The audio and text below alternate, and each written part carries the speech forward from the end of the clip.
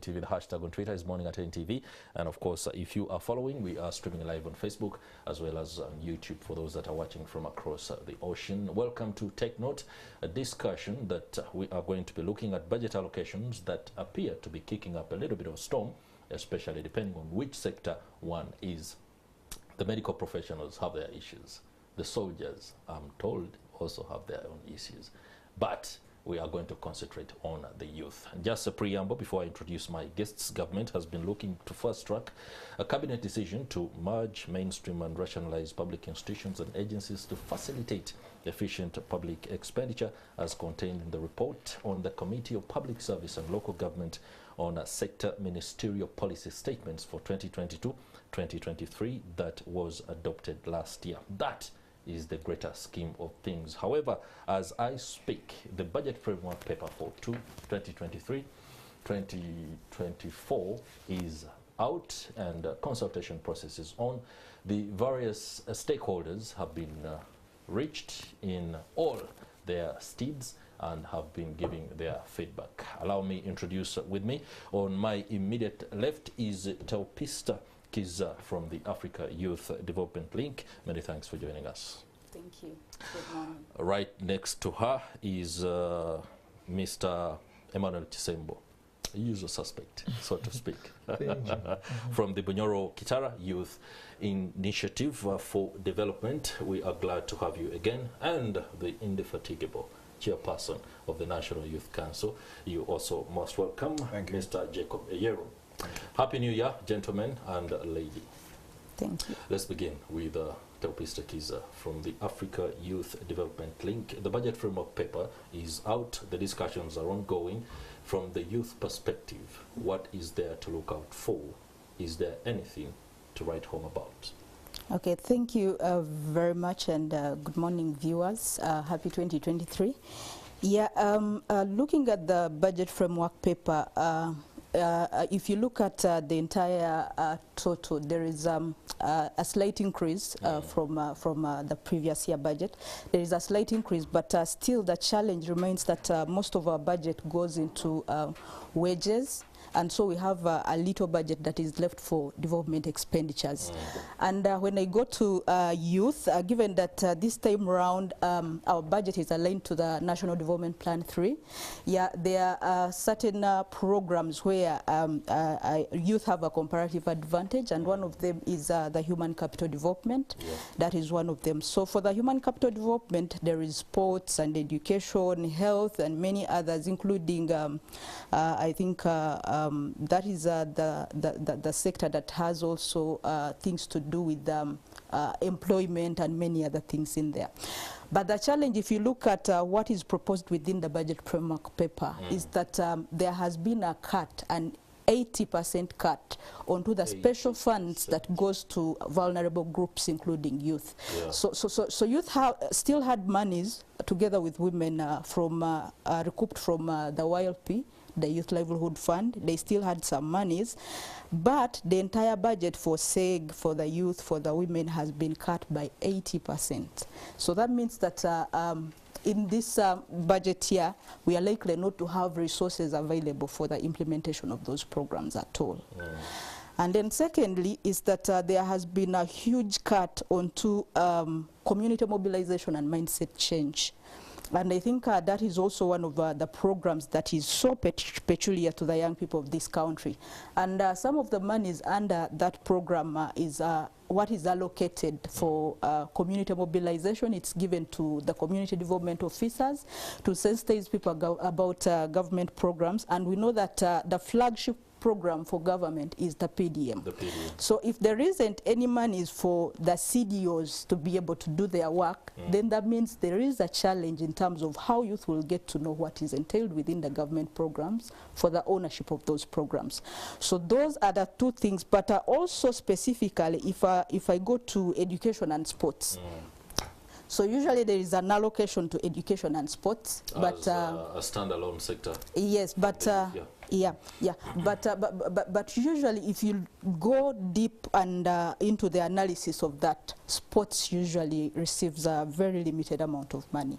Okay. And that is a sector where youth can tap into because it has a lot of advantages, including employment, but also ensuring that our youth are able to live healthy lives if they're engaged. If their talent is developed, then it becomes an opportunity for them. So sports is always neglected.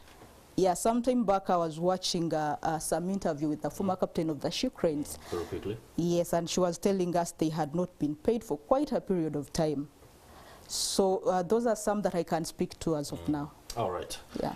Chairman Eyero, that is grim reading when you hear it from the perspective of the civil society. But as the National Youth Council, there are plans, of course, that have been rolled out to merge many of the agencies of government. The National Youth Council stands under the aegis of the Ministry of Labour, not so, and within that there are plans to be able to merge. That will of course have consequences on resources allocation and how much you've been using. I do not know whether you've been kept abreast with exactly where you will fall, or even if you are comfortable with the mergers themselves.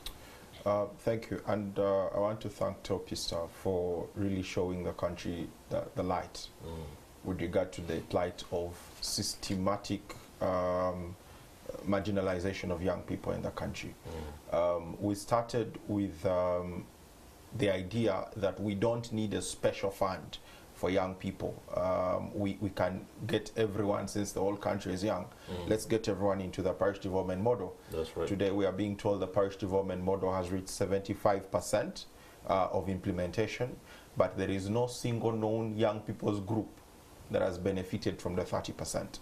And so that is step number one. Step number two, let us now bring the young people who talk for the young people into a unison with everyone else, such that they can unite in the name of saving money.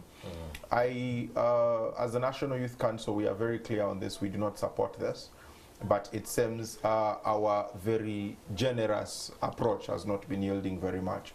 So we are starting a new approach, because it's supposed to, rationalization is supposed to be effected the next financial year. That's right. So by July 1st, the National Youth Council is not supposed to have its own secretariat. It's supposed to have a secretariat with women, with old people. You can imagine that we should present issues to the same authorities that are listening to the issues of our fathers and our grandfathers. It's going to be extremely hard to say that those young people will be heard. So we absolutely don't agree with government on this. We are going to take a very different approach in the next 2 to 3 months, and all through that time we'll be very active. You will know that we'll be very active, and the National Youth Council is very prepared to show government that this country has enough young people to have some attention on their own.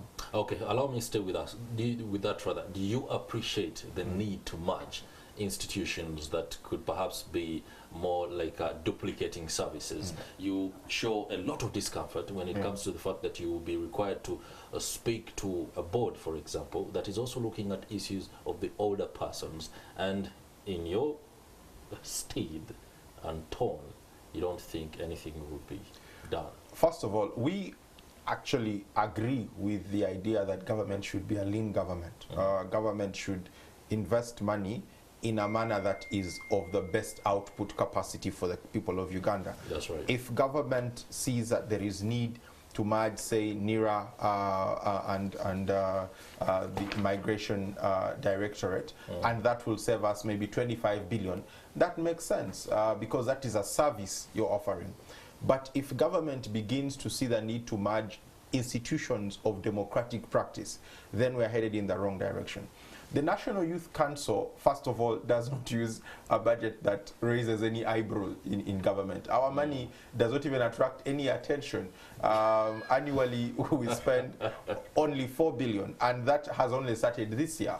We've been spending 2 billion, which has not even 100% ever been realized in budget financing. So what you have is that when you merge all these councils, even of this hour, you do not have a budget total of 15 billion. then what are we merging for? We are heavily underfunded, and then the argument of rationalization to save money is going on institutions that are heavily underfunded. We don't think so. We don't think that represents it. But for us, it is beyond the expense of money when it comes to institutions that represent special interest. The reason the Constitution identified special interest is because there is a population in this country that needs government to give no lip service but particular attention. And our institution aims to present those young people as a positioned people that government cannot pay lip service. If government moves to begin giving lip service to women's issues, lip service to youth issues, lip service to people with persons with disability, you're going to end up with a country where nothing is working for anyone, because those groups of people that need our special attention have been abandoned. Why? Because we think that the money we have, the very small money we have, we need to save it and not pay attention to the issues raised by the people. All right, Emmanuel Chisembo, you do touch base with youth in a very practical and I must say intimate way within the workings of the Bunyoro Kitara Youth Initiative for Development. Chairperson Ayero spoke about the fact that he has not heard of any youth who have benefited from the 30% PDM, and that is something of concern. What is the situation on the ground? Yeah, well, when you talk about budget, we need to know, because we shall not come and start talking the other. But what are we exactly talking about? Because we have surplus budget, we have balanced budget, we have deficit budget. So in this aspect, what are we talking about? A country like Uganda has not achieved the surplus budget. It has not achieved the balanced diet. Balanced budget. We are in a deficit. And the kind of deficit budget we are running is a cash budget. When a child falls sick, you tell madam, you go to the hospital. Meanwhile, you go to do what? To find ways how you can help. So, specifically in Uganda, we have a lot of problems.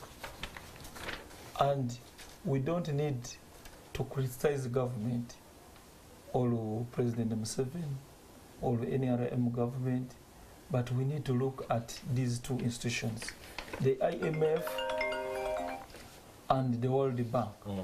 Remember when President Museveni took over power, he was advised to cut the administration costs to a smaller, effective one. Most teachers were retired. Then you look at devaluation of money, 30%. Then you look at decentralization and privatization, which worked for the country. Even we saw President Museveni buying, that is a bed in Boise. Ministers were driving in Nissan Raurelo. It worked out very well. Then when it worked out, again IMF and the World Bank with the European Union again advised Uganda. That is the greater context of the issues, and I must be very categorical that the current budget allocations might be able to address the greater aspects of what kind of we need to know where we are coming from before where we are going to. We've had those discussions at lengthy points from of course, all kind of platforms. When you look at the youth, you find that the government has catered for them. We have like PEP, Poverty Eradication Action Plan. Then we have the NDP, National Development Plan. All of these have been outlined. Like NDP 1, it was to improve on household income, also especially the youth and the women's. Then NDP 2, it was about infrastructure and development. Then NDP 3, it is about industrialization. Now, since there are roads going to Bunyoro, going to Moroto, going where, then the industries available. But the most important thing we should put into consideration is now corruption that is eating up everything. Then even these tax invaders, you find that in Uganda, those kind of persons, the untouchables, they invade a lot of taxes. So that's why you are hearing even our consulates or embassies like in Dubai, they are struggling. We have been just recovering COVID. Okay. Yeah. All right. That is very interesting. I'm afraid it's you do hold a very pertinent position when it comes to the general approach to how the governance and rollout of budget allocation is concerned. I want us to keep it to the youth, and in light of the current programs that are being rolled out. Allow me to get back to Teopista Kiza. In light of the Africa Youth Development Link and the NGO standpoint, the youth find themselves in a position of bother. The policymakers are concerned that some of the initiatives that are rolled out are not adopted as quickly or as comfortably as they ought to. And then you can discount it on the youth, because at the end of the day, they're also depending on the policymakers to craft the best possible environment for them to do business. As the civil society, you are more like a link between these two parties to ensure that the youth get what they want, but also government comes on board as effectively as it ought. Do we see a change of approach to something more effective in the coming financial year? I don't think there is something substantive that we can say will change, because if you look at this budget, you'll see that most of the monies are going to debt repayment, because we have a huge debt as a country. So if we are repaying debts, then that means there is little that is left for government to focus on youth programming. And then secondly, I think the approach that government has always used is the approach where, you know, as policymakers, they sit and think for the youth.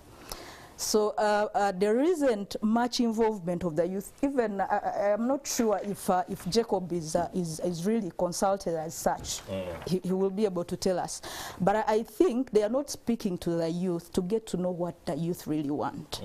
If you want a program or anything that will work for the youth, they should be involved so that they own it up. But when it comes from government, then there will be this attitude, okay, this is government money, it's for us to eat. Government money. And it's for us to eat, yeah. So mindset program. Yeah. And the fact that you say you're concerned that you haven't heard of any youth receiving much of this money, another government official would say it is something we are rolling out and the youth should wait for this.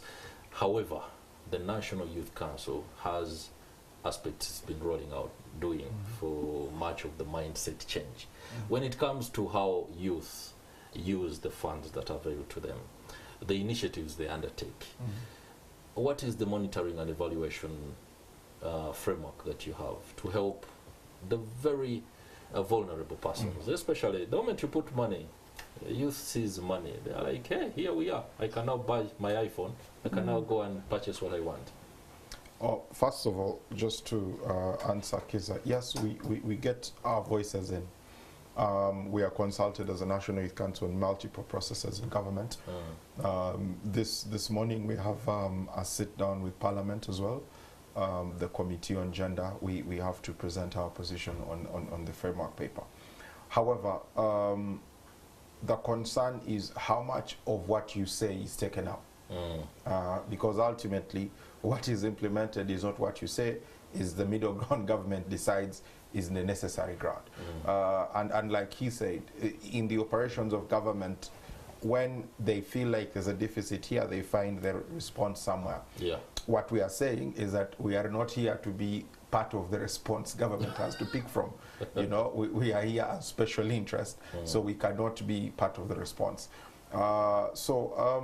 When it comes to what government gives to young people, just to tell you, the Youth Livelihood Program has been one of the best performing programs of livelihood given by government. Sure. Yes, when you compare it to the performance of NUSAF when you compare it to the performance of the Women's Fund, when you compare it to the performance of now the elders now have an entrepreneurship fund. The youth are some of the most performing. In districts like Ibanda, the performance of repayment, full repayment of amounts disbursed, went as high as 78%. So if you're saying for 100 million that you've given to young people, they've given you 78 million, I think they're performing well. There are districts where we are very challenged, yes, but if you look at those districts, they are also the districts with the lowest economic activity in this country, not for just young people. So it's a geographical issue for some of those business questions. So our role has been to be frank with the young people. It is not money for eating. And that has also been a problem with some of the people that run those programs, not the National Youth Council. We are actually now just coming on board to say, let's help them and charge young people that this is money that is supposed to help with your future, that we can invest and be able to reap from. I think where we are going as a country, inevitably, the solution to unemployment is in the private sector and in the capacity to create jobs at a cottage level, local level, individual level. That is anywhere in the world, that is the biggest solution to unemployment. And if government intends to answer the question of unemployment, then it means it intends to increase the capacity of young people to make their own mistakes while trying out jobs and finance those mistakes being made and learn from them.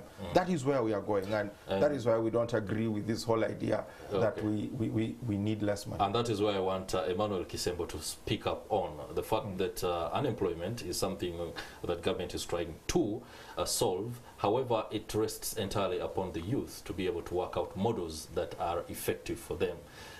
They need to be trusted, first of all, that they can do a good job, that you can return this money and you can manage it well.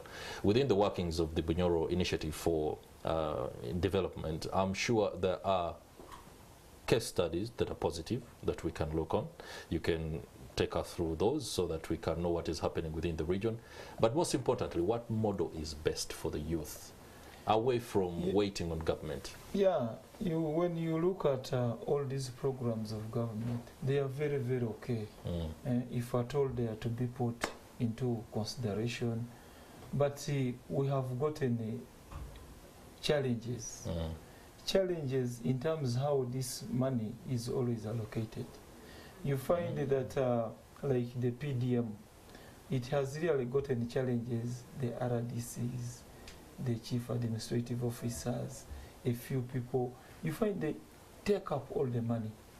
Then too, look at rampant land evictions in Uganda. Because Uganda is an agricultural-based country.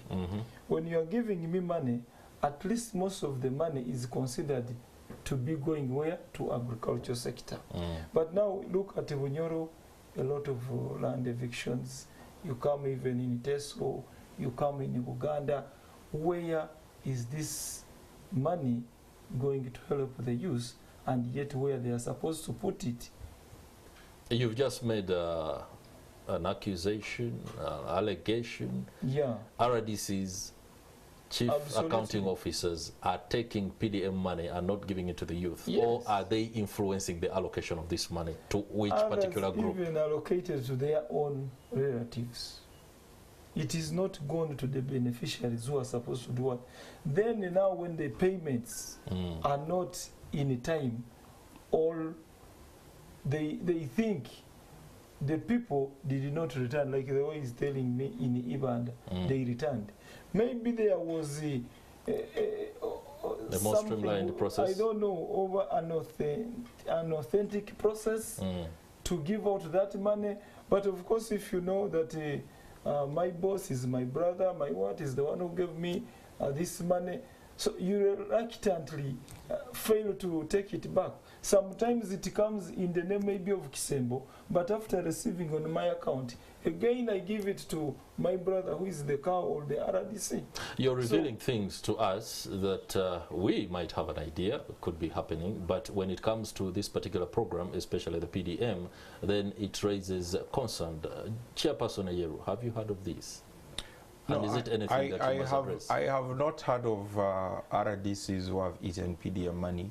You go to Kitugu. I am good friends with many. Yeah. So maybe that's why I have not heard. They wouldn't share. They wouldn't share maybe. That money. But I mean, the good thing is that the arm of the law is very, at least for PDM, it seems like there is an interest in the arm of the law in being stern on them. I would encourage him, please bring them to the land, we'll support you. Mine is very simple, and we started the year telling them we need 30% for young people. That translates to 300 billion of the money for PDM going to youth groups. At the end of the financial year, which is not very far, we are going to ask for the list of youth groups funded by 300 billion. Yeah. If we don't have it, we are going to cause havoc in this country because our program was sacrificed. And this for me is not even a question of whether young people are not entrepreneur or something. It is a question of whether we think about the future of this country. So we were sacrificed so the PDM can be created. We will see. Chairperson Eyeru, I hope you do not cause a redesigning of the budget so that funds can go to the purchase of tear gas to attend to the havoc that you might cause. I hope the kind of havoc is constructive and, of course, peaceful. Teopista, I just want to wrap this up and talk about the fact that across the globe, the push for youth to be at the forefront of the transformation of economies is something that we cannot overemphasize.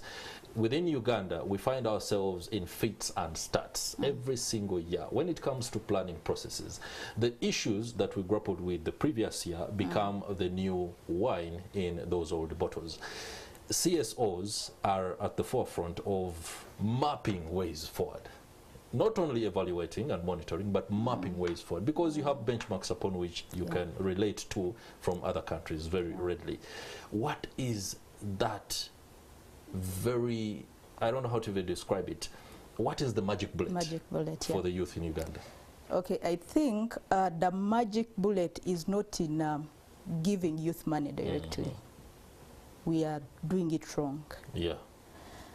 You're giving money to youth who are just out of school. They even don't know how to manage this money.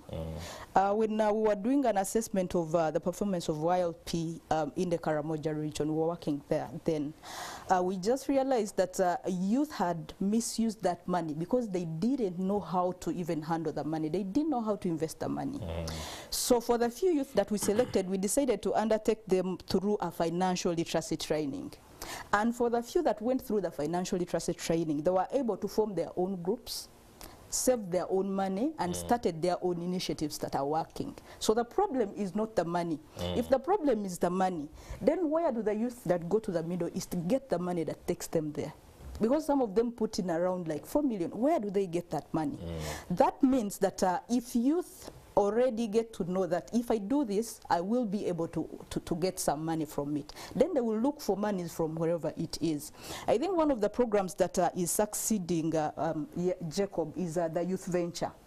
And it is because the youth venture is being handled by banks, and it is accessed by youth who have already started something. They've already started something and they've learned from it, so they are able to utilize that money really well. So that is one of the programs that is performing well, but it also has some challenges, a few challenges. But we were talking to the Ministry of Gender, and they were saying they will be able to handle some of those challenges. And then the other thing that government needs to focus on is the cost of doing business.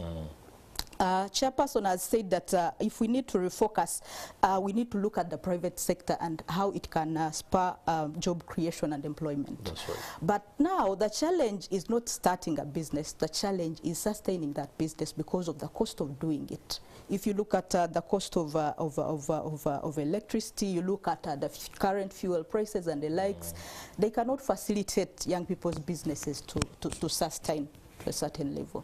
All right. Yeah. That is very poignant. Emmanuel Chisembo, I am interested mainly on what is on the ground for Bunyoro Kitara, a youth initiative for development. What is working and what is not working? What should we abandon so that we catch the train that takes us forward? Yeah, I personally, I think I wrote to the Minister of Gender, and I was replied about Bunyoro Kitara youth.